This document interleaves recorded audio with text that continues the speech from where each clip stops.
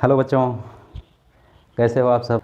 और मैं जैसा कि मैंने पहले बताया कि मैं वो सारे क्वेश्चन कराऊंगा जो आ चुके हैं या आने वाले रहेंगे, मतलब उसी से रिलेटेड क्वेश्चन आएंगे। तो ये उन बच्चों के लिए हैं जो खुद से होमवर्क नहीं करना चाहते, आलसी हैं, लेज़ी हैं। उनके लिए कि अगर आप कर नहीं सकते हो तो सुन सकते हो, देख सकते हो, कुछ तो कर सकते हो, इतना तो कर सकते हो। बाकी मैं कराऊंगा, मैं कराऊंगा, मैं करूंगा आपके लिए। ओके, ठीक है बच्चों, क्वेश्चन को आगे बढ़ाते हैं। अभी काफ़ी क्वेश्चन बचे हैं हमारे, लेकिन अभी बहुत मज़ेदार मज़ेदार क्वेश्चन हम लोग प्रीवियस वीडियो में किए हैं। आप शायद अगर मिस किए हो तो प्रीवियस वीडियो जाके उसको ज़रूर देखें। अगला क्वेश्चन है, dimension of resistance in an electrical circuit in terms of dimension of mass and length, time T and current I. Dimension of resistance आपको बताना है कि क्या होगा, डायमेंशन ऑफ रेजिस्टेंस क्या होगा। ठीक है, तो ऑप्शन लिख दूँ, नहीं तो आप कहोगे। ठीक, तो ऑप्शन ए क्या है रे, Ml2T-2, Ml2T-2। बी क्या है रे, Ml2T-1। ये आई है, करंट भी है इसमें, नहीं इसमें केवल T-2 है ऑप्शन में, ए है ही नहीं। ठीक है, बी में देखो Ml2T-2 I-1। सी में क्या है, Ml2T-2 I-2। और डी में क्या है, Ml2T-3 Ml2T-3 I-1। यार ये सब ऑप्शन मैं इसलिए आपकी सहूलियत के लिए लिख रहा हूँ ताकि आप जो है इसको अभी वीडियो को क्या बताना है, डायमेंशन ऑफ रेजिस्टेंस का डायमेंशन बताना है, डायमेंशन। अब आप वीडियो को पॉज करके इसको लगा लो, उसमें से जो मैच कर जाए उसको बना के रखो, फिर देखो। अब मैं बताता हूँ बेटा, फार्मूला कोई भी लगाओगे रेजिस्टेंस का, कुछ कोई भी फार्मूला अगर सही से लिखोगे और उसमें आप रखोगे, वैल्यूज रखोगे तो सही आएगा। मैं क्या पकड़ लेता हूँ, मुझे अच्छा लगेगा क्या, मैं ऐसा कर देता हूँ V is equal to I R ये कह सकते हैं। ठीक है, इससे भी निकाल सकते हैं, या पावर जो होती है सर्किट में क्या होती है, I² R होता है। ठीक है, I² R होता है, तो किसी से भी निकाल लो। पावर का क्या होता है, W/T, rate of work done. तो क्या हो जाएगा, W का Ml2। अब तो इतना याद हो गया होगा यार तुमको, T-2/T। ठीक है, और R का निकालना है तो इधर R का निकालना है तो I किधर ला दो, किधर ला दो, इधर ला दो, तो I²। तो देखो T से एक T तो उड़ गया रे, क्या आया, Ml2T-, उड़ा नहीं, ये T इधर 1 है, पावर ऊपर जाएगा तो माइनस हो जाएगा, -3। और I का क्या हुआ, -2। I को भी ऊपर ले गए और T को भी ऊपर, एक T था ही पहले से, एक T है तो -3 हो गया, I का -2 होगा। कौन सा हुआ इसमें, ऑप्शन सी में ये सारा, सॉरी ये -3 है, तो कौन सा आंसर हुआ, ये होगा। इसमें कुछ दम नहीं था। V से भी निकालते, V क्या है, पोटेंशियल होता है। पोटेंशियल क्या होता है, V इज इक्वल टू क्या होता है, W/Q होता है। वर्क डन, किसी चार्ज को किसी इलेक्ट्रिक फील्ड में ले जाओगे कितना वर्क डन होगा, ये करके निकालोगे तो भी आ जाएगा। मतलब इसमें कुछ है नहीं। नेक्स्ट क्वेश्चन है, हाँ, the velocity of V of a particle at time t is given by V is equal to, बोल रहा है कोई पार्टिकल है जिसकी वेलोसिटी है V को कैसे बताते हैं, at plus b by t plus c। ठीक है, ए बी सी क्या है, ABC क्या है, कांस्टेंट हैं रे। ठीक है, तो बोल रहा है कि इनके डायमेंशन बताओ। ये अगर कांस्टेंट हैं तो इनके डायमेंशन क्या होंगे, डायमेंशन फार्मूले क्या होंगे, ये बताना है। ऑप्शन दिया है ए LLT LT-2, LT-2, B LT-2, LT ठीक है, सी का L2 T LT -2 और D LT -2 LT और L। मैंने क्या बोला था डायमेंशन एनालिसिस में? मैंने बोला था कि वही चीज़ें जैसे मीटर को मीटर में ही जोड़ सकते हैं, केजी को केजी में ही जोड़ सकते हैं। अब केजी को मीटर से नहीं जोड़ सकते, केजी 5 केजी + 5 मीटर, तो 10 लिख दोगे क्या? नहीं लिखोगे। मतलब उनका डायमेंशन फार्मूला वो वही चीज़ें उसमें ऐड या सब्सट्रैक्ट होगी जिनका डायमेंशन सेम रहेगा। इसका मतलब ए और टी का डायमेंशन क्या होना चाहिए? वी के डायमेंशन के, वी का बोले तो एल टी के -1। तो यहाँ से ए निकालोगे बेटा, ए का निकालोगे तो क्या हो जाएगा? एल टी -1 डिवाइडेड बाई ये टी इधर आ जाएगा, टी टाइम, तो क्या हो गया? ये नीचे है ऊपर ले जाओगे तो क्या हो जाएगा? L T -2। इसी तरह बी का निकालोगे, बी का, ये दोनों अलग अलग हो सकते हैं बी और टी + सी, लेकिन इन सब का कंबाइंड क्या होना चाहिए? कंबाइंड क्या होना चाहिए? कंबाइंड क्या होना चाहिए? वी के होना चाहिए। लेकिन अब यहाँ देखो, इसमें ये पार्ट देखो, ये टाइम है, एक सी है, ये टाइम है तो दूसरा जो सी होगा वो क्या होगा? टाइम में क्या किलोमीटर जुड़ जाएगा क्या? टाइम में ग्राम जुड़ जाएगा क्या? नहीं, तो टाइम के साथ टाइम ही जुड़ेगा। तो सी तो यहीं से क्लियर हो गया कि सी का डायमेंशन क्या हुआ? सी का डायमेंशन क्या हुआ? टी हो गया, टाइम। ठीक है, और ये जब पता हो गया तो बी का क्या होगा बेटा? तो ये पूरा किसके बराबर होना चाहिए? बी के। ठीक है, तो बी नीचे टी है, टाइम, दो टाइम जुड़ेंगे तो टाइम ही तो रहेगा डायमेंशन, और ये किसके होना चाहिए? एल टी -1 जो कि वी है, वी। तो बी का निकालोगे तो क्या हो जाएगा? L T -1 into T, T इधर वाला गया तो टी का +1 है तो +1 ही है, तो एक माइनस एक प्लस है तो क्या हो गया? एल टी के पावर 0 मतलब एल। तो क्या क्या आ गया रे? ए का ये हो गया, ठीक है, बी का ये हो गया, सी का ये हो गया। देख लो एल कौन सा ऑप्शन हुआ? ये। ठीक, ठीक है रे, ये आंसर है। बस खत्म, कुछ नहीं है इसमें। ये सब छोटे छोटे क्वेश्चन, ऐसे ही छोटे छोटे क्वेश्चन आते हैं बच्चों। ठीक है, इसीलिए कभी भी जो चीज़ जितनी हल्की लगे उसको कभी भी हल्के में नहीं लेना चाहिए, चाहे आपके लाइफ की बात हो या आपके एग्ज़ाम की बात हो। चलो, the ratio of dimension of Planck's constant that of moment of inertia is dimension of. अब बोल रहे हैं प्लैंक्स कांस्टेंट और मोमेंट ऑफ इनर्शिया का क्या डायमेंशन होगा? रेशियो किसका? प्लैंक्स कांस्टेंट जिसका h है, और इसमें मोमेंट ऑफ इनर्शिया, अब किसी को पता ही नहीं होगा कि मोमेंट ऑफ इनर्शिया क्या है। मोमेंट ऑफ इनर्शिया क्या है? तो मोमेंट ऑफ इनर्शिया क्या होता है? आई तो होता है रे, आई इज इक्वल टू क्या होता है? mr²। एक सिंपल अगर देखें, अलग अलग बॉडी का अलग अलग होता है, तो h/i अगर करोगे, h/mr² करोगे, आई या mr²,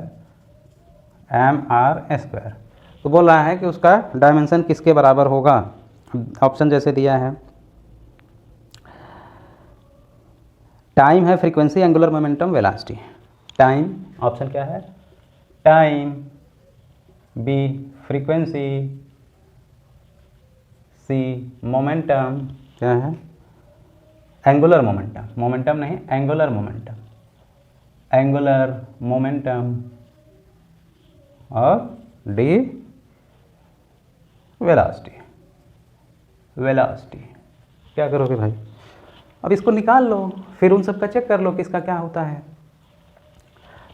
अब देखो एच का कैसे निकालते थे? एच का मैंने क्या बोला था? Energy is equal to H nu. तो एच का क्या हो जाएगा? एनर्जी इंटू न्यू, ये फ्रीक्वेंसी होती है, तो एनर्जी का क्या होता है? mL/T-2। देखो मुझे भी याद हो गया है, एच फ्रीक्वेंसी का T-1 होता है, तो ये T-1 से एक T-1 गया, तो mL/T-1 ये आ गया एच का। और इसमें किससे डिवाइड कर रहे हो? ये mr², r मतलब लेंथ, l का स्क्वायर, तो m से m गया, l गया, तो क्या आ गया रे? T-1। T-1 किसका डायमेंशन होता है? सबको पता है, फ्रीक्वेंसी की। T-1 किसका डायमेंशन है? फ्रीक्वेंसी की। ओके, हो गया। Next, dimension formula of universal gravitational constant, capital G की डायमेंशन, ये तो मैं यहीं से शुरू किया था। मैं डायमेंशन जब फार्मूला निकालना बताया था तो यहीं से शुरू किया था। इसको निकालो ग्रेविटेशनल फोर्स का फार्मूला लगा के। ठीक है, आगे बढ़ते हैं। The unit of permittivity of free space epsilon not is, epsilon not का जब डायमेंशन फार्मूला आप निकाल लिए हो, एप्सिलॉन नॉट का भी निकलवाया था, 4-5 चीज़ों का मैं निकाल के दिया था पहले से ही आपको। वो इसलिए निकाल दिया था क्योंकि सब पूछे हुए हैं, और अगर पूछे भी जाएंगे आगे तो वो ज़रूर उसमें बीच में आपके भिड़ा दिए जाएंगे। एप्सिलॉन नॉट कहीं डाल देंगे, कहीं ग्रेविटेशनल कांस्टेंट डाल देंगे, कहीं प्लैंक्स कांस्टेंट डाल देंगे, कहीं परमिबिलिटी डाल देंगे, म्यू नॉट।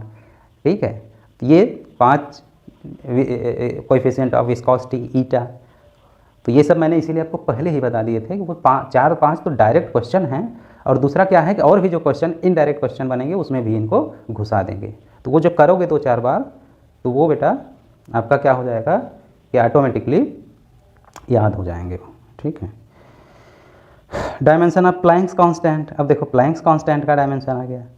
ठीक है, अब पूछा है कि ये इक्वल्स टू दैट ऑफ, तो प्लैंक्स कांस्टेंट का डायमेंशन किसके बराबर होगा? Energy, momentum, angular momentum. Angular momentum क्या होता है रे? आपको पता है एंगुलर मोमेंटम जे होता है is equal to I omega. ठीक है, तो आई ओमेगा, तो आई मतलब वही एम आर स्क्वायर, और ओमेगा क्या होता है 2 पाई बाई टी, यही होता है। तो एम ही रहेगा एल स्क्वायर टी माइनस 1, और इधर इसका निकाले प्लैंक्स कांस्टेंट का कितना निकला था? ठीक है, तो प्लैंक्स कांस्टेंट का कितना निकला था? ये M L two T minus 1, तो किसके बराबर हो गया? एंगुलर वेलोसिटी के। ठीक है, एनर्जी के बराबर है नहीं। विच pair do not have equal dimension, energy and torque. Energy क्या होता है? F into S. टार्क क्या होता है? F into S. ये तो इक्वल है। पूछा क्या है? Do not have equal dimension. Question पढ़ते समय हमेशा ध्यान देना है कि पहले क्वेश्चन को ध्यान से आप पढ़ोगे कि एग्जैक्टली क्वेश्चन पूछा क्या है। ठीक है, कई बार बच्चे फटाफट इसको पढ़ेंगे, which pair do not have equal dimension, उसमें energy and torque option A है, फट से मार देंगे, उनको लगेगा हल्का क्वेश्चन है तो हल्के में ले लेंगे। लेकिन वो पूछा है नॉट हैव इक्वल डायमेंशन, इन दोनों का इक्वल है, ये आंसर नहीं है। हमें वो बताना है जिसका इक्वल डायमेंशन नहीं है। दूसरा क्या है? Force and impulse. इम्पल्स क्या होता है रे? इम्पल्स को बोलते हैं, इम्पल्स जो होता है ना, इम्पल्स जो होता है उसको डेल्टा पी बोलते हैं। चेंज इन मोमेंटम को इम्पल्स बोलते हैं। तो change in momentum, momentum final minus momentum initial, यही तो चेंज हुआ। तो इसका डायमेंशन क्या होगा? जो मोमेंटम का होगा। तो मोमेंटम का डायमेंशन फोर्स के डायमेंशन के बराबर होगा क्या? क्योंकि फोर्स जो होता है वो क्या होता है? Delta P by delta T, इसमें टाइम भी आ जाता है। ठीक है, तो ये तो फोर्स एंड इम्पल्स ये नहीं होगा।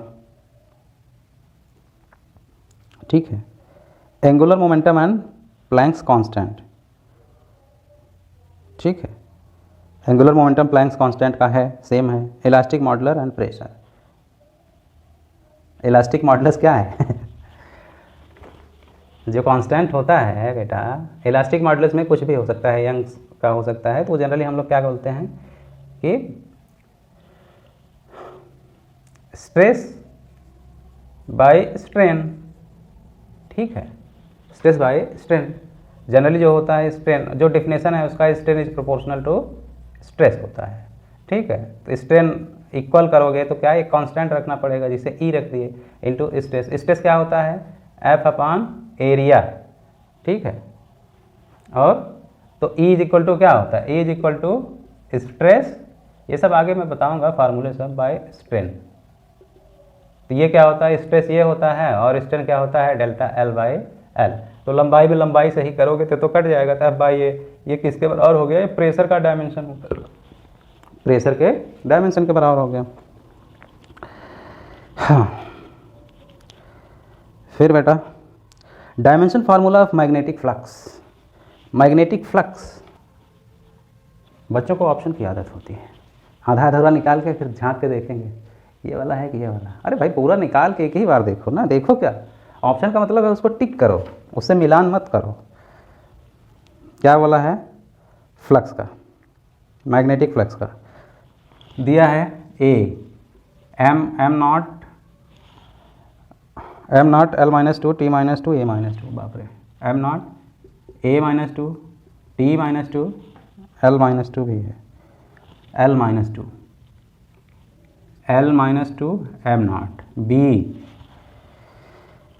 M L not T minus two M L not T minus two A minus two, C M L two T minus two A minus one, M L two T minus two A minus one और M L two T minus one A two, D M L two T minus one A to.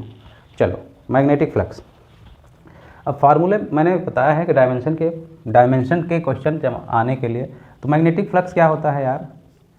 Magnetic flux होता है magnetic field lines passing through a surface, तो कोई भी surface है उससे कितनी magnetic field line जा रही हैं सरफेस, तो उसे मैग्नेटिक फील्ड, तो मैग्नेटिक फील्ड लाइन या मैग्नेटिक इंटेंसिटी बी है, और एरिया, ये एरिया अगर सरफेस का है, ये ए है, तो मैग्नेटिक फ्लक्स क्या होता है? बी ए। बहुत अच्छे से लिखो, मान लो ऐसे रख दिया है, टेढ़ा रख दिया, एरिया ऐसे है और मैग्नेटिक फील्ड ऐसे जा रही है, तो यहाँ एक एंगल बना, एरिया का ये है, ठीक है, सॉरी मैग्नेटिक फील्ड का ये है डायरेक्शन, और एरिया तो तुम्हारा अब इधर हो गया ना ऐसे, तो इनके बीच एंगल अगर थीटा हो गया तो क्या हो जाएगा? बी ए कॉस थीटा, ये हो जाएगा। तो हमको कॉस थीटा उससे तो मतलब अभी है नहीं, जब वहाँ जाएंगे तो बताएंगे।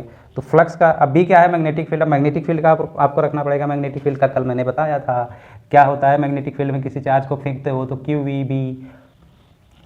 फोर्स लगता है, तो बी का यहाँ से निकाल लोगे तो फोर्स का एफ बाई क्यू वी ये रख दो, फोर्स का M L T minus two divide by coulomb charge है तो चार्ज का ए टी लिख दोगे, ए मतलब करंट, टी मतलब टाइम, इंटू वेलोसिटी का एल टी माइनस वन कर दोगे तो क्या हो जाएगा रे?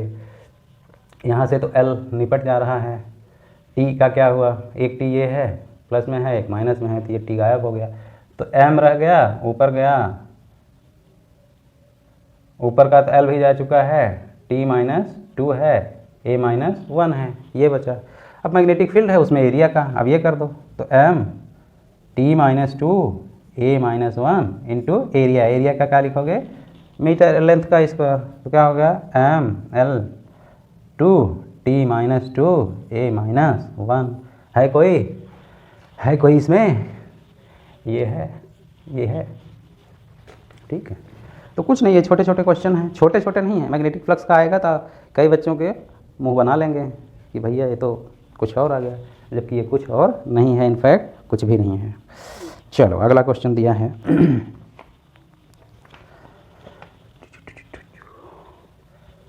सबसे ज़्यादा बुरा लगता है हर बार लिखना और फिर उसी को मिटाना, रब कर देना। पता नहीं भगवान भी आपकी किस्मत ऐसे लिखता होगा फिर तुरंत हटा देता होगा। तो बेटा जितने देर में ये लिखा गया है उतने देर में आप उसको छाप लीजिए, तब तो सही है। मतलब उसका प्रिंट ले लीजिए, प्रिंट ले लिए। भगवान ने आपकी किस्मत लिखी, कुछ ही देर में आप फिर मिटा देगा, उतने बीच में ही आप उसको सेव कर लो, आपका किस्मत सेव हो जाएगा, नहीं तो फिर से डिलीट हो जाएगा। Okay, next question. An equation is given, wonder वाल इक्वेशन, उसी टाइप का एक इक्वेशन दिया है, ठीक है। तो बताना है कि डायमेंशन क्या है। देखो इन्होंने बोला है इक्वेशन है P plus A by V square, ये है is equal to B theta by V, ठीक है। इस तरह के मतलब क्वेश्चन अनगिनत बन सकते हैं, लेकिन प्रॉब्लम क्या है? प्रॉब्लम कुछ नहीं है, मेन ये है कि आप अगर समझ गए हो उस तरह के क्वेश्चन तो आप सब कर सकते हो। अब यहाँ पे बोल रहे हैं कि ये सब P प्रेशर है, V वॉल्यूम है, थीटा क्या है? थीटा यहाँ एंगल नहीं है, आपको मैं बता दूँ। थीटा क्या है? टेम्परेचर है रे, ठीक है, ये टेम्परेचर है। अब आपको A और B कांस्टेंट हैं तो डायमेंशन बताना है, डायमेंशन ऑफ A बताना है, A का डायमेंशन बताना है इसका, ठीक है, निकाल लोगे आप लोग कर लोगे, इसको करना शुरू कर दो, मैं ऑप्शन बता रहा हूँ। ठीक है, m l minus 3 t minus 1, m l minus 3 t minus 1, फिर m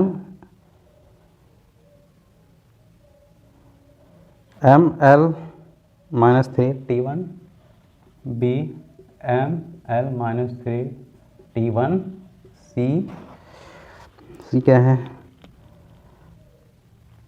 m l, ये 3 है कि 5 है यार, l 5 m l 5 t minus 2 और d m l m minus 1 l 5 t2, m minus 1 l 5 t2, ये भी शायद 5 पावर है क्या, देखते हैं। एक्चुअली मेरा प्रिंट जो निकला है ना वो बहुत घटिया टाइप का निकला है, तो इसमें जो है छोटी चीज़ें जो है और छोटी हो जा रही हैं। अब देखो, अभी यहाँ से निकाल के देख लेंगे क्या होगा।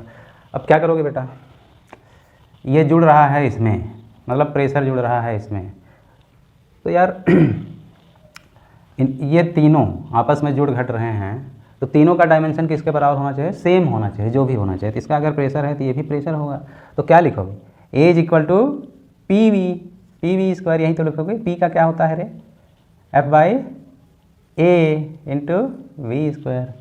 ठीक है, तो लिख दो, एफ का लिखोगे M L T minus 2, V मतलब एल 3 होता है, वॉल्यूम में 3 बार मीटर आता है, उसका भी स्क्वायर है, उसका भी स्क्वायर है, और एरिया का एल स्क्वायर है। तो क्या करोगे, कितने एल आ गए, एलों के बाहर आ गए यहाँ पे, देखो एम एल, ये 3 पावर में है तो मल्टीप्लाई हो जाएगा 6, और एक ये 7, और 7 में से 2 माइनस हो जाएगा नीचे है, तो क्या बचा एम एल 5, ठीक है, और T minus 2, M L 5 T minus 2, M L 5 तीसरा ऑप्शन टी माइनस 2, तो यही है इसमें answer, M L 5 T minus 2 हो गया। तो इस तरह के जो क्वेश्चन रहते हैं बिल्कुल सरल हैं, उसमें कुछ भी कठिनाई के चांसेस नहीं हैं। और which of the following is a dimensional constant. अब बोल रहा है इसमें से कौन सा डायमेंशनल कांस्टेंट है। Option A relative density, option B gravitational constant, option C reflective index, option D Poisson's ratio. तो यार रिलेटिव डेंसिटी मतलब density of anything divided by density of water at the same temperature, तो वो ratio हुआ, उसमें कोई dimension, density से divide करोगे कुछ नहीं आएगा। फिर ग्रेविटेशनल कांस्टेंट, अच्छा इस क्वेश्चन को कई लोग ये समझ लेंगे, which of the following is dimensionless constant. Dimensional constant पूछा है, कोई बोल देंगे डायमेंशनलेस कांस्टेंट, और उसमें पहला ऑप्शन रहेगा रिलेटिव डेंसिटी, फट से मार देंगे वो, मतलब चारों ऑप्शन भी नहीं पढ़ेंगे, क्योंकि वो पूछा है डायमेंशनलेस नहीं पूछा है, डायमेंशनल कांस्टेंट। तो ये गलतियाँ बहुत फ्रीक्वेंटली करते हैं बच्चे, बहुत फ्रीक्वेंटली। तो क्वेश्चन को पढ़ने की हैबिट डालो, पढ़ो, पूरा पढ़ो, समझो उसको, और चारों ऑप्शन पढ़ो। कभी भी एक ऑप्शन देख के कभी भी आंसर मत किया करो, एक या 2 ऑप्शन देख के आंसर मत किया करो, 2 सेकंड और लगेगा, लेकिन चारों ऑप्शन पढ़ो आप। ऑप्शन जब चारों पढ़ोगे तभी आप गलत सही, कुछ गलतियां होने वाली होंगी तो उनसे बच सकते हो। Next question, dimension of RC. RC का डायमेंशन पूछा है बेटे। हम अभी जिनको पता होगा वो पता होगा, जिनको नहीं पता होगा तो उनको तो आगे बताऊंगा। अगर एक कैपेसिटर है, इसको चार्ज करके एक सर्किट एक रजिस्टर से जोड़ दोगे तो क्या होगा कि इसका चार्ज धीरे धीरे फ्लो करने लगेगा, तो यहाँ पे पोटेंशियल पहले ज़्यादा था, अभी पोटेंशियल क्या होने लगेगा, कम होने लगेगा। तो पोटेंशियल किसी भी टाइम पे अगर पोटेंशियल देखोगे, पोटेंशियल एक तरह से डिक्रीज होने लगेगा, क्योंकि यहाँ से चार्ज उठ के इधर आने लगेंगे। तो क्या होता है ये V0 e के पावर e एक्सपोनेंशियल, जो कि हम पहले से मैथमेटिक्स में भी बता चुके हैं, माइनस T/RC, ये होता है फार्मूला। डिस्चार्जिंग ऑफ कैपेसिटर है, डिस्चार्ज हो रहा है वो रजिस्टर में, तो ये होता है यार। अब यहाँ पे देखो डायमेंशनली अगर चेक करें, किसी चीज़ के पावर जो होगा, किसी चीज़ का पावर जो होगा 10 पावर 2, ये एक संख्या है, ई क्या है, ई एक नंबर है 2.67 समथिंग इसकी वैल्यू है। तो इसके कोई पावर में होगा तो इसका कोई डायमेंशन होगा क्या, टोटल डायमेंशन क्या, टोटल क्या होना चाहिए, कोई भी power, any power should be always a number, always a number होगा, वहाँ पे कोई डायमेंशन नहीं होगा। यानी कि ये तो माइनस में पावर नंबर हो सकता है, -2 हो, -4 हो या 3 हो, पावर में माइनस भी होता है प्लस भी होता है, लेकिन वो नंबर होना चाहिए, उसमें डायमेंशन नहीं होगा। तो यानी कि T/RC ये किसके बराबर होना चाहिए रे? No dimension, 0 dimension. ठीक है, ये कोई नंबर रहेगा, मान लो कुछ नंबर है तो RC का कोई डायमेंशन पूछेगा, RC = T, यही तो RC = T, तो RC का डायमेंशन क्या हुआ? T। Next question, percentage error in measurement of mass and speed are 2%, 3% respectively. The error in estimate of kinetic energy obtained by measuring the mass and speed. मास और speed का दिया है, कह रहा है कि मास और स्पीड v, m और v में एरर कितना है? 2% एंड 3%। इसमें है 2%, इसमें है 3%। तो क्या बताना है? Find error, find percentage error in kinetic energy. तो क्या करोगे? ऑप्शन देख लो, ऑप्शन दे देता हूँ ताकि आप करना चालू कर दो।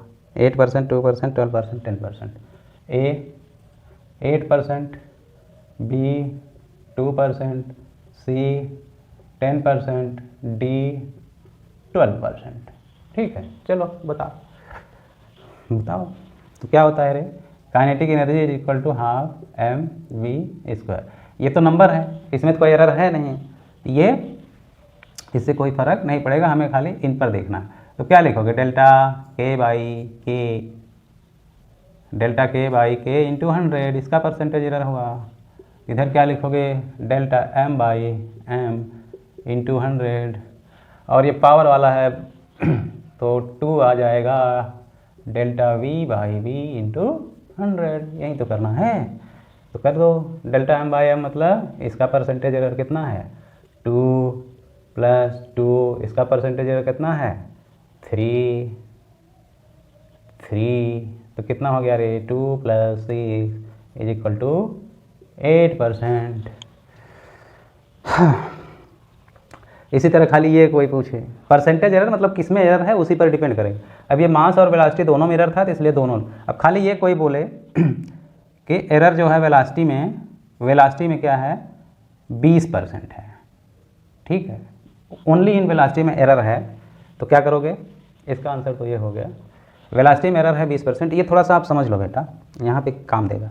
तो कोई पूछेगा percentage error in kinetic energy, तो क्या लिखोगे? तो इसको लिखोगे डेल्टा K/K इंटू 100। ठीक है, इधर m में नहीं चेंज बोला है, खाली बोला है किसमें? वेलोसिटी में। तो m में भी चेंज नहीं है, ये तो संख्या इसमें कोई है ही नहीं, तो यहाँ पे खाली हम क्या लिखेंगे? Delta V/V into 100। ये V² है तो यहाँ 2 से मल्टीप्लाई भी कर देंगे। ठीक है, बस इतना ही लिखेंगे। अगर m में भी चेंज बोलता है एरर तो m भी लिख देते। ठीक है, तो ये क्या आ गया? यहाँ 2 इंटू कितना एरर है इसमें? 20, तो क्या आ गया? 40% एरर है काइनेटिक एनर्जी में। अब यहाँ पे ध्यान देने वाली बात ये है आपको कि मैंने ये नहीं बोला कि ये काइनेटिक एनर्जी 20% कम होगा या ज़्यादा होगा। ठीक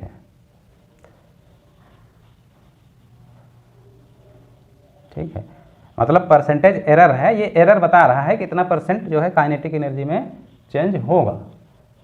अब यही सवाल देखो कैसे दूसरे तरीके से पूछ देगा तो आप गलत कर दोगे।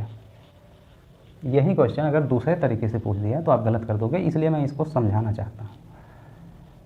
अब देखो,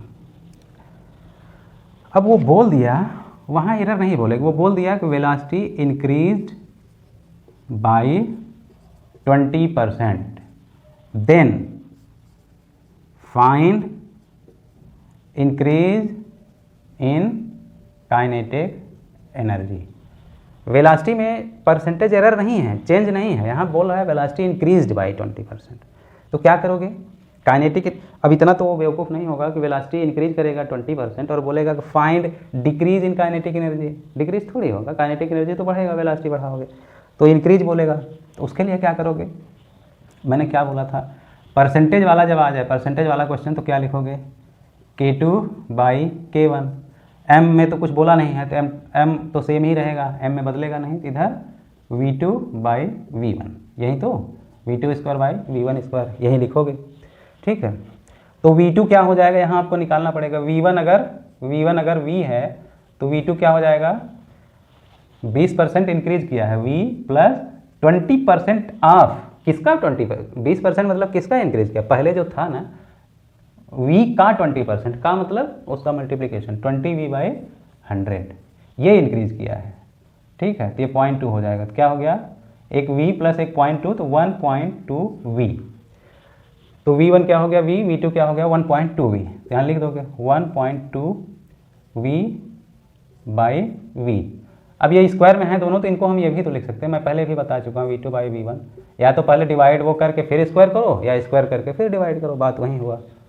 ठीक है, तो इसका स्क्वायर कर दिए तो क्या हो गया रे, V से V तो खत्म हो गया, 1.44 ये आया डिवाइड बाई 1, तो ये क्या आ गया K2/K1, K2/K1 आया 1.44/1।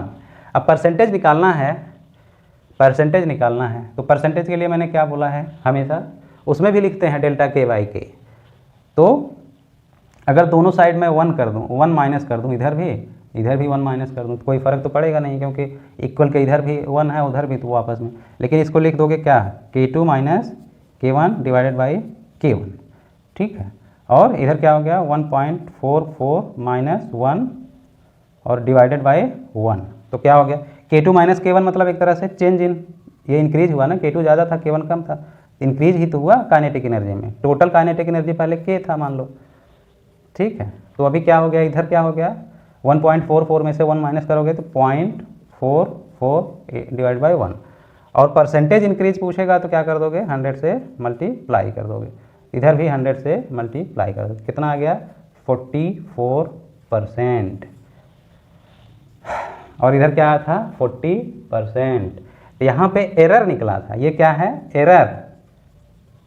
ठीक है, एरर में क्या है 40%। एरर का मतलब ये कम भी हो सकता है, ज़्यादा भी हो सकता है, ये नहीं पता, लेकिन यहाँ पे बता दिया है कि वेलोसिटी इंक्रीज बाई 20%, तो यहाँ पे काइनेटिक एनर्जी में भी इंक्रीज होगा, और वो भी कितना होगा 44%। ऐसे नहीं लिख दोगे डेल्टा K/K इंटू 100 इंटू 2, ये तो मास का मान लो, हाँ 2 डेल्टा V/V इंटू 100, ये नहीं होगा, ये नहीं करोगे, ये खाली एरर के लिए सही है। ठीक है, परसेंटेज इंक्रीज के लिए, परसेंटेज इंक्रीज के लिए ये गलत है, यहाँ पे डायरेक्ट उसे नहीं करोगे। ठीक है, यहाँ पे एक चीज़ मैं ये भी बताया हूँ, अगर आपको याद हो, तो अगर ऐसे है K2/K1 V2, अब यहाँ पे अगर V में इंक्रीज अगर इंक्रीज क्या है लेस देन 5% है, इक्वल या लेस देन 5% होता तो हम इसको क्या बोल देते, यहाँ पे ऐसे लिख देते K2/K1 इज इक्वल टू, तो जो V2 है वो पावर आगे ला देते, तो V2/V1। ठीक है, तो यहाँ पे डेल्टा, फिर यहाँ का क्या हो जाता डेल्टा K/K इंटू 100 जो इंक्रीज होता, तो यहाँ पे 2 डेल्टा V/V कर देते इंटू 100, मतलब इसका जो परसेंटेज इंक्रीज अगर 2% होता तो ये सीधे सीधे क्या हो जाता 2 इंटू 2 मतलब 4%, लेकिन उसके लिए मैंने बोला था कि ये इंक्रीज या डिक्रीज जो होना चाहिए 5% या उससे कम होना चाहिए, ज़्यादा होगा तो उसको ऐसे करना पड़ेगा K2/K1 V2/V1। ये समझ गए होगे आप, और ये समझना इसलिए ज़रूरी है क्योंकि अगर ये नहीं समझोगे तो आप समझ लो कि समझदार होकर भी ना समझ वाला काम करोगे, और एग्ज़ाम में बहुत मुश्किल पैदा हो जाएगी। ओके, नेक्स्ट क्वेश्चन है प्रेशर का डायमेंशन क्या होगा F/A, कोई इसमें कुछ है ही नहीं। अच्छा, नेक्स्ट क्वेश्चन है बेटा,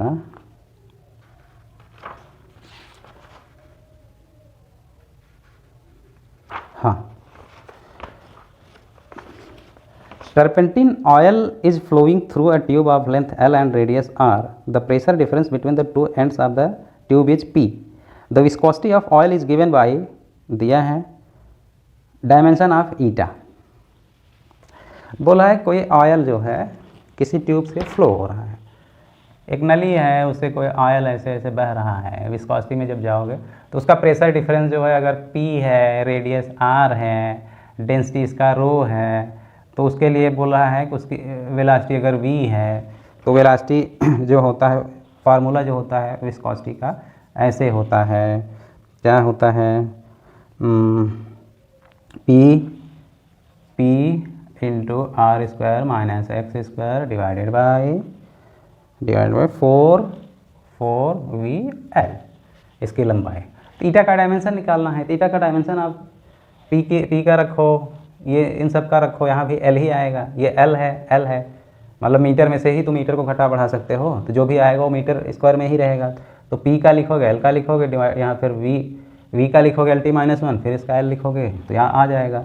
और नहीं तो वैसे भी अभी तक इतना ईटा कर चुके हो कि ईटा लगा लगा के घर बना चुके होते, मतलब इसका डायमेंशन आपको याद हो गया होगा, वैसे भी कर सकते हो। ठीक है, अगला question, time dependence of physical quantity is given by, P है, P is equal to P0, ये कोई फिजिकल क्वांटिटी हमें नहीं पता, माइनस ई के power minus alpha T square, E के power minus alpha T square. अब बोल रहा है कि A is a constant, alpha नहीं, ये ए है, ये कांस्टेंट है, ए कांस्टेंट है, तो इसका डायमेंशन बताओ, ए का डायमेंशन बताना, फाइंड डायमेंशन ऑफ ए। अभी मैंने 2-3 क्वेश्चन पहले इसको बताया, इस टोटल को डायमेंशन लेस करोगे, वो माइनस प्लस हो सकता है लेकिन एक नंबर होगा वो, तो ए और T square is equal to क्या होना चाहिए, डायमेंशन लेस, मतलब कोई नंबर रहेगा लेकिन डायमेंशन नहीं रहेगा। डायमेंशन लेस मतलब उसको क्या लिखना हुआ तो M0 L0 T0 ऐसे लिख दो, मतलब कोई डायमेंशन नहीं। तो एज इक्वल टू क्या हो गया, ये डिवाइडेड बाई टी स्क्वायर, क्या हो गया रे, टी की पावर -2, बस ख़त्म। देखने का इतना बड़ा बना है लेकिन आगे ख़त्म हो गया। अगला question, P represents radiation pressure, C represents speed of light and S represents radiation energy striking per unit area per second. The non-zero integer x, y, z such that Px, Psy, Cz is dimensionless R. ठीक है, अब बोल रहा है कि एक relation दिया है, बोला है कि Px Sy Cz, Sy और Cz, P क्या है, P है radiation pressure,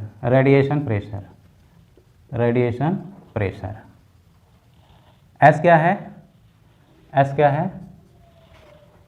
radiation energy striking per unit area, energy per unit area into per unit time, ये है पर यूनिट एरिया पर सेकेंड। अब बोल रहा है कि ये क्या हो जाए, dimension less, M0 L0 T0 ऐसा हो जाए तो x, y और z की वैल्यू क्या होगी। ऑप्शन देखो क्या क्या दिया है, ऑप्शन दिया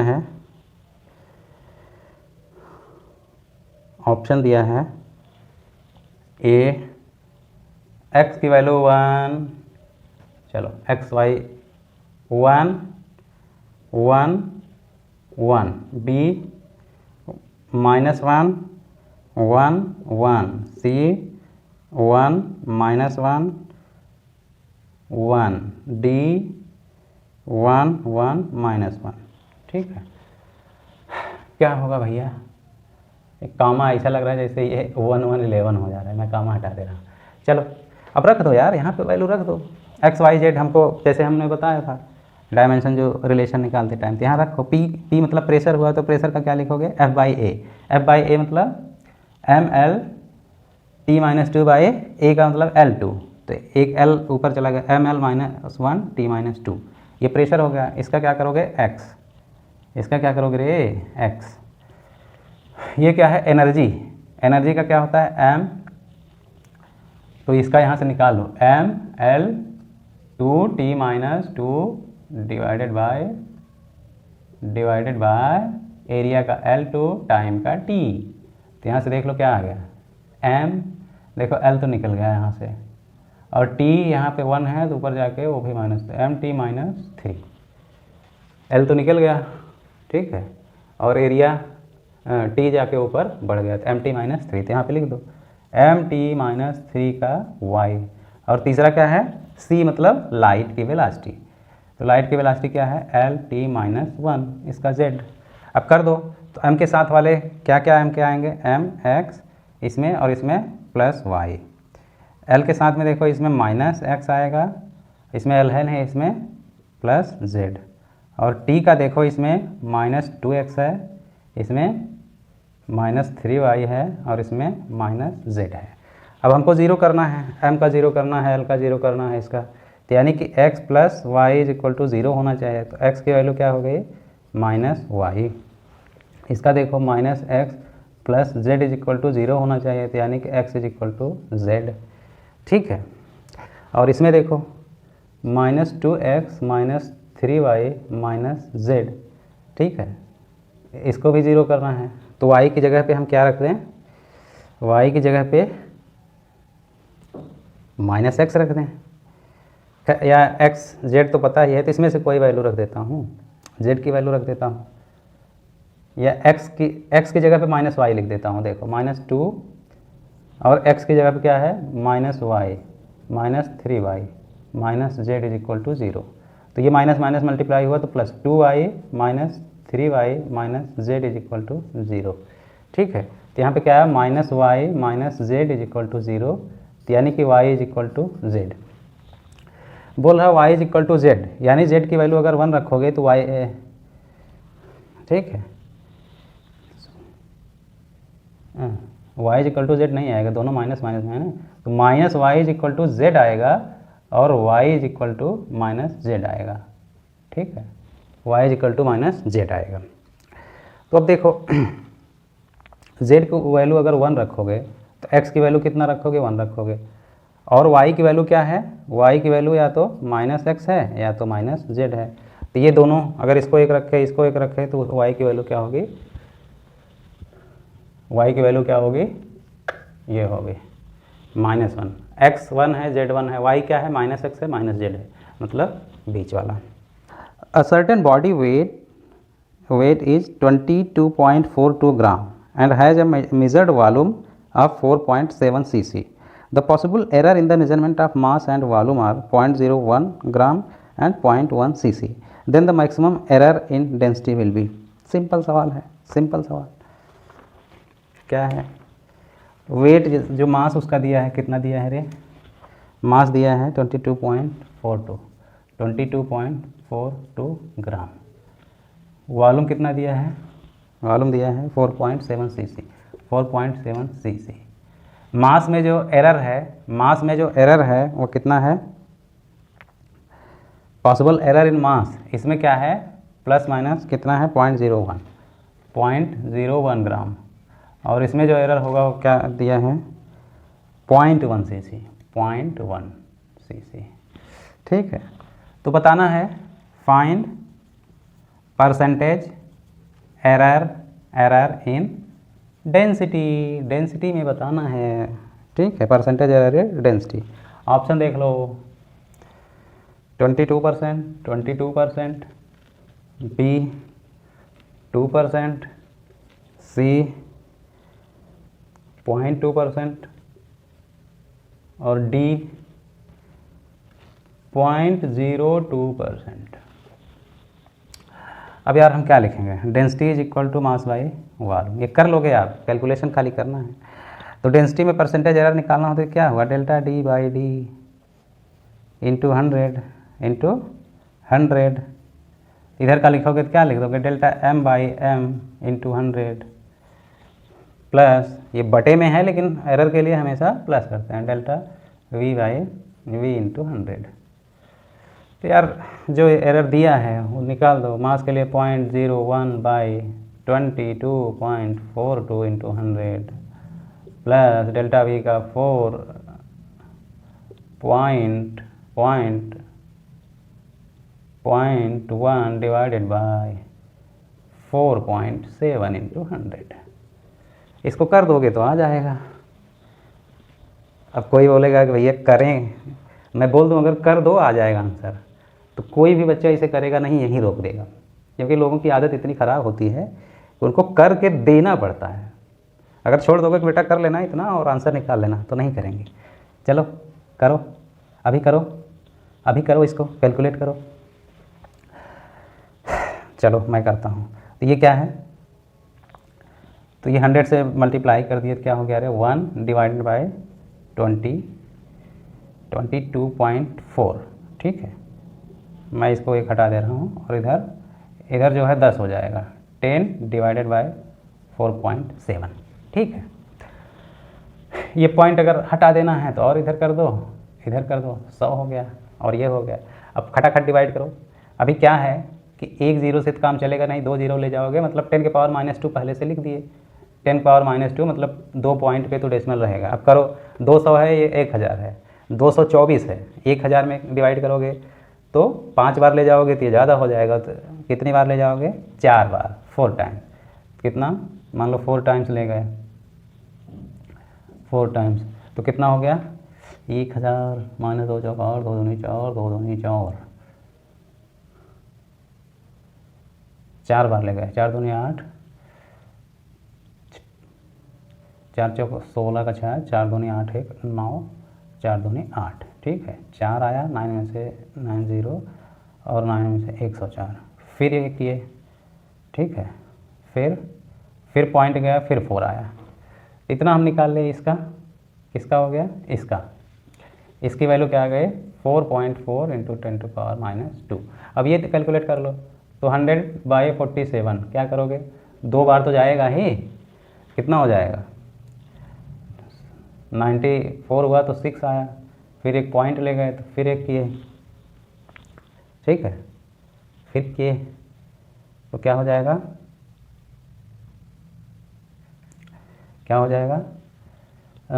फिर 1, इतना करोगे तो कितना, इसमें से 47 माइनस किए तो कितना आया रे, 13, फिर वो कर दिए एक 0 बढ़ा के, तो 4 तिहाई 12, 7 त्रिक 21, 2 ऐसे समथिंग जाएगा।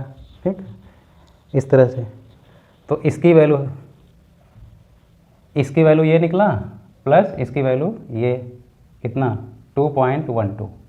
तो इसको क्या लिखोगे, 4.4 है तो उसको 10 की पावर -2 है तो क्या लिखोगे, 2 डेसिमल और बढ़ाओगे, एक 0 एक 4 लगाओगे।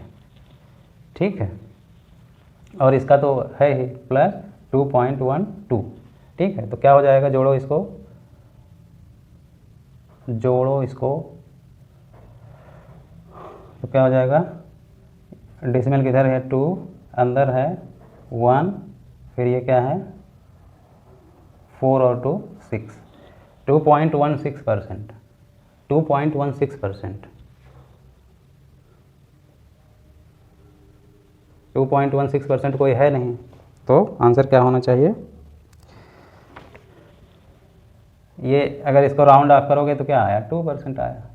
तो सीधा 2% आंसर नहीं आएगा। अब इस क्वेश्चन में कोई दम नहीं था, क्वेश्चन जो बनाया था जिस एग्जामिनर ने, उसमें कोई दम नहीं है। वो खाली ये जानना चाहता था कि तुम कैलकुलेट करते हो कि नहीं, हिम्मत दिखाते हो कि भाग जाते हो मैदान छोड़ के। तो जो डर गया वो मर गया, जो भाग गया वो छोड़ दिया। ये क्वेश्चन में कोई दम नहीं है। इसीलिए मैं बोलता हूँ कि कैलकुलेट करने की हैबिट डालो आप। जितना ज़्यादा कैलकुलेशन आप करोगे बेटा, आपके लिए उतना ही फ़ायदेमंद होगा। ठीक है, क्योंकि जो एग्ज़ामिनर होते हैं वो हर तरह से वो जानते हैं कि किस तरह का क्वेश्चन दूं तो बच्चे क्या करेंगे। उनको पता होता है कि सबको बना बनाया खाने की हैबिट होती है। 20 डिवाइडेड बाई 5 ऐसा कुछ दे दिया, 100 डिवाइडेड बाई 10, 60 डिवाइडेड बाई 12, इस तरह का। तो ज़रूरी नहीं कि हमेशा ऐसी ही वैल्यू दें, कुछ ऐसी वैल्यू दे देंगे वो जहाँ पे आपको करना पड़ेगा। चलो next question. Dimension formula of permeability of free space μ0 मैं बता चुका हूँ। ठीक है, ये आपको बता चुका हूँ। अब देखो अगला question, the frequency of vibration of F of A mass m suspended from a spring constant k is given by the relation f is equal to am x और k के power minus Y, where A is dimensionless constant, the values of x and y। अब बोल रहा है कोई spring है, वो simple harmonic motion कर रहा है स्प्रिंग, तो उसकी फ्रीक्वेंसी किस पे डिपेंड कर रही है, ए एम एक्स के वाई, ए एम एक्स और के पावर माइनस वाई है, ठीक है। ये फ्रीक्वेंसी है, फ्रीक्वेंसी का मतलब होता है 1/t, मतलब t की पावर -1, ये उसका डायमेंशन है। तो बोल रहा है कि x और y की वैल्यू क्या होगी, a क्या है, a कांस्टेंट है, ठीक है, उसका कोई डायमेंशन नहीं है, नो डायमेंशन। और m क्या है, मास है, k क्या है, स्प्रिंग कांस्टेंट है। अभी ये सब आपको बताऊंगा स्प्रिंग कांस्टेंट क्या होता है कैसे। तो ऑप्शन आपको मैं बता दूं क्या क्या दिया है, x is equal to 1/2, y is equal to 1/2, b x is equal to -1/2, ये भी -1/2, c 1/2 -1/2, d -1/2 और 1/2 स्प्रिंग कांस्टेंट होता है। अच्छा, एक चीज़ आपको पता है, स्प्रिंग कांस्टेंट का फार्मूला आपको निकालना हुआ तो या तो इसका डायमेंशन रखो, ठीक है। अगर आपको फार्मूला पता है डायरेक्ट, तो ये भी हमको पता है। हमको क्या पता है, फ्रीक्वेंसी या जो टाइम पीरियड होता है ये हमको पता है 2π√m/k होता है स्प्रिंग की वजह से, ठीक है। तो t टाइम है, ये तो 2π एक फिक्स्ड नंबर है, इसका कोई मतलब है नहीं, तो इसका मतलब √m/k के पावर अगर 1/2 करें तो ये क्या होना चाहिए, t होना चाहिए, ठीक है। ये क्या होना चाहिए, t होना चाहिए। इसको t is equal to m/k under root का मतलब 1/2। अब t का माइनस करोगे, मतलब इसको बटे में करोगे तो ये उल्टा हो जाएगा 1/a, और इसको पावर के हिसाब, और यही क्या हो गया, ये f हो गया फ्रीक्वेंसी। तो इसको हिसाब से लिखोगे तो क्या हो जाएगा, k के पावर 1/2, m के पावर -1/2। ये आंसर नहीं है, इसको देख लो। तो क्या हो गया 1/2। तो m का जो पावर है वो x है, y का k है, तो x की वैल्यू क्या है -1/2 और y का ये -1/2 और 1/2, ठीक है। बस मैथमेटिक्स का खेल है, ऊपर का नीचे, नीचे का ऊपर, उसको कैसे करते हैं। अगला क्वेश्चन है, x is equal to 80 + bt square, where x is distance travel by body in kilometre while t is the time in second, then the unit of b। अब यार दिया है x is equal to 80 + bt square, x distance है kilometre में है और time क्या है, सेकेंड में है, टाइम सेकेंड में है। तो v का यूनिट क्या होगा, तो डायमेंशन में वही जुड़ेंगे या घटेंगे जिनका डायमेंशन सेम होगा। तो x, और यहाँ यूनिट बताना है, x क्या है, तो x इज इक्वल टू क्या होना चाहिए, bt स्क्वायर।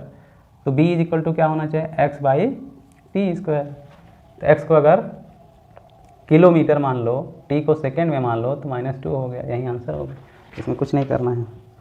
अच्छा, विच of the following quantities which has dimension different from remaining 3, energy पर unit volume, force per unit area. Energy पर यूनिट वॉल्यूम मतलब एनर्जी क्या है, Fs divided by v। Energy क्या है, F into distance divided by volume मतलब area into height, L3, ठीक है। ऊपर एक L है तो नीचे L3 है, एक L से एक L गया। और प्रेशर क्या है, ऊपर F है, लिखना पड़ेगा। देखो, एनर्जी डेंसिटी का मतलब क्या है, energy by volume, mL2T-2 divided by L3, तो क्या आ गया रे, mL-1T-2। और प्रेशर का क्या होता है, प्रेशर भी तो F/A होता है, तो mL2T-2 divided by L2, pressure L एक ही रहता है, तो क्या हो जाएगा, इसका भी आ जाएगा mL-1T-2। तो एनर्जी डेंसिटी का हो या प्रेशर बोलो, दोनों का क्या होगा, सेम होगा डायमेंशन। और एंगुलर मोमेंटम का क्या मैंने बोला है, J is equal to I omega, ठीक है। I का क्या होगा, m L स्क्वायर ओमेगा का, ओमेगा मतलब 2π/t, तो -1 ठीक है, तो ये हो गया।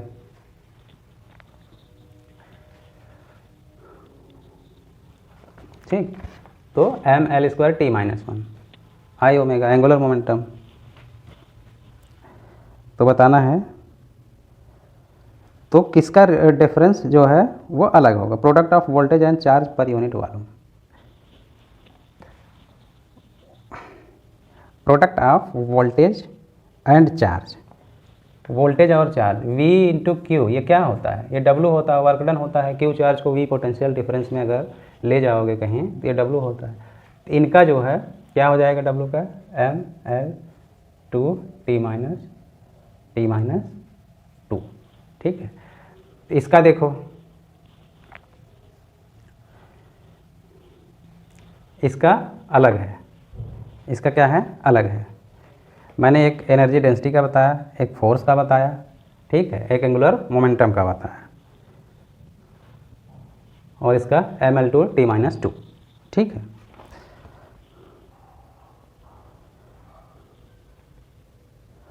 चार्ज पर यूनिट वॉल्यूम, ये चार्ज पर यूनिट वॉल्यूम है। ठीक है, ये वर्क हुआ, वर्क बाय वॉल्यूम।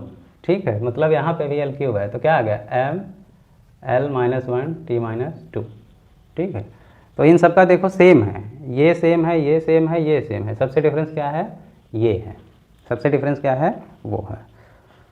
तो एक एक करके आप रखोगे, चेक करोगे, मतलब डिफरेंस क्या है। उसमें ऑप्शन दिया है कि एनर्जी पर unit volume, force per unit area, product of voltage, charge per unit, angular momentum, तो इस तरह से। नेक्स्ट क्वेश्चन है dimension formula of self inductance. L से रिलेटेड इतने फार्मूले हैं, कोई तो एक याद होगा।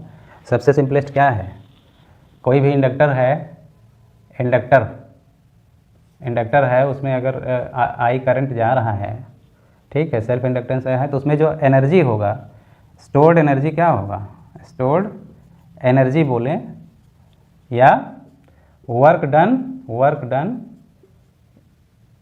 डन, उसमें उतना आई करंट फ्लो करने के लिए वर्क डन जो करना पड़ेगा क्या होता है, हाफ एल आई स्क्वायर होता है। ये एनर्जी है, तो एनर्जी का क्या होता है, अब एल यहीं से कर लो, तो एल इज इक्वल टू क्या हो जाएगा, टो into energy by I square. Energy का लिख लो M L two T minus two by I, मतलब एम्पियर लिखो, ए टू, तो क्या लिख दो मेरे, M L two A two T minus two, ये हो जाएगा। ए नीचे टू है तो यहाँ माइनस हो जाएगा, A minus two T minus two, self inductance उसका हो जाएगा। टार्क का dimension formula, torque is equal to R F, बता ही दिया है मैंने। बस हो गया बेटा, हो गए सारे क्वेश्चन। ये 30-40 साल के क्वेश्चंस हैं जो आपको मैंने सब लगवा दिया एक एक करके।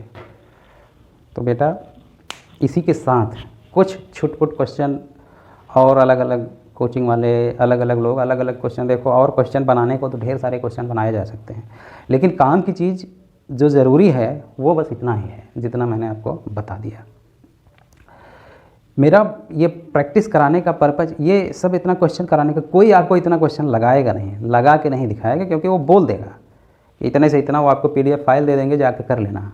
और मुझे पता है कि बच्चे करते नहीं हैं, उनके घरों में, उनके अलमारी में देखोगे तो इतनी इतनी बुक्स भरी रहेंगी, क्वेश्चन पेपर रहेंगे ढेर सारे, कोचिंग के अलग अलग वो स्टडी मटेरियल रहेंगे, लेकिन उन सब का क्या फ़ायदा हो, कूड़े का ढेर लगा के कोई फ़ायदा नहीं।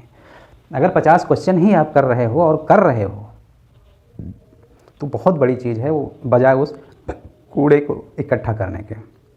और वो सब किलो के भाव एक दिन बेच दिया जाता है, ठीक है, सिलेक्शन हो गया तो भी, सिलेक्शन नहीं हुआ तो भी। तो भैया बहुत कूड़ा जमा मत करो, आप 1-2 स्टैंडर्ड बुक खरीद लो जिसमें अच्छे से जो समझ में आए वही बुक। देखो बुक कोई भी ख़राब नहीं है, बुक्स कोई भी ख़राब नहीं है, आप किसी एक को नहीं बोल सकते कि ये सबसे अच्छी है, ये सबसे बेकार है। थोड़ी बहुत गलती, थोड़ा बहुत वो अलग अलग हो सकता है डिफरेंस, लेकिन ये है कि ओवरऑल सब बुक्स अच्छी हैं। कोई एक आप ले लो, उसको पढ़ते रहो। NCERT तो आपको पढ़ना ही है, जो बच्चे 11th और 12th में हैं उनको तो पढ़ना ही है। NCERT की प्रॉब्लम क्या है कि वो समझ में थोड़ा कम आती है, तो उसके साथ कोई एक और बुक रखो साथ में, उससे पढ़ो, समझते रहो। बाकी समझाने के लिए तो हम अपना इधर हैं, सारी चीज़ें आपको समझाएंगे और क्वेश्चन मार मार के लगवाएंगे, नहीं भी लगाना चाहोगे। ठीक है बच्चों, देखते हैं अब अगला नेक्स्ट चैप्टर जो होगा, नया चैप्टर होगा, नए सिरे से शुरुआत करेंगे।